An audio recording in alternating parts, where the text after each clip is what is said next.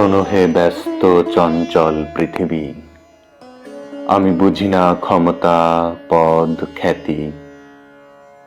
আমি বুঝতে চাই না ইতিহাসের রাজা বাদশাদের দাপট। আমি জানতে চাই না মহামূল্যের স্বর্ণ হিমালয়ের আবিষ্কার। দেখতে চাই না তোমাদের শেয়ার মার্কেটের উত্থান কিংবা পতন। জেনে দরকার কি অলিম্পিক কিংবা দর্শক ভরা মাঠে শেষ বলে ছক্কা হাঁকানোর আন্তর্জাতিক মান কত? চোখে দেখি না কোনো মিছিল, মিটিং, আন্দোলন, মানি না এত রাজনীতি, দুর্নীতি অথবা সুনীতি। আমি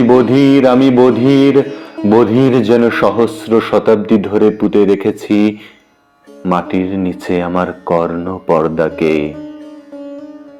শুনতে পায় না যত সব ইয়ার আলী পিয়ার আলীদের গিটারের ঝনঝনানি, চাই না বকুল ফুল খোপায় বাঁধা লাল পাড়ের সাদা শাড়িতে মোড়ানো কোন সুগন্ধি নারীর সাথে রিক্সা বিলাস। চাইনি তো কখনো মিথ্যে বসন্ত বা বর্ষা বরণ উৎসবকেও।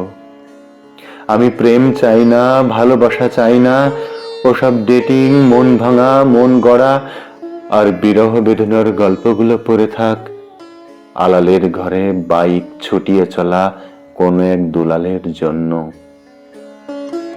কিংবা সেই গল্পগুলো পড়ে থাক জানালায় দামি পর্দা টাঙানো একটি ঘরে শয়নরত সুভাষিনী কোনো মেয়ের বইয়ের পাতায়। মন ভাঙার ঘটনায় আচ্ছন্ন হয়ে সেই হয়তো উপর হয়ে নেল পলিশ মাখা নখে বালিশ খামচে কাঁদবে। হ্যাঁ, আমি তো এত কিছু চাইনি। চাই শুধু ভাত, একটু বাষ্প গরম ভাত। তবেই তুমি হয়ে উঠবে মহা আকাঙ্ক্ষিত চিরন্তন প্রিয়, আমার প্রিয় পৃথিবী। ভাবছ বুঝি তোমার কোলে বেড়ে ওঠা আমি আবার কোন অকৃতজ্ঞ?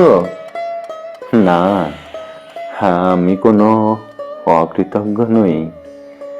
আমি জাতির বোঝা, আমি সভ্য দৃষ্টির কাছে অবাঞ্ছিত পশম, শহরের ডাস্টবিনের মতো ঘৃণ্য উচ্ছিষ্ট। আমি এক পথ শিশু।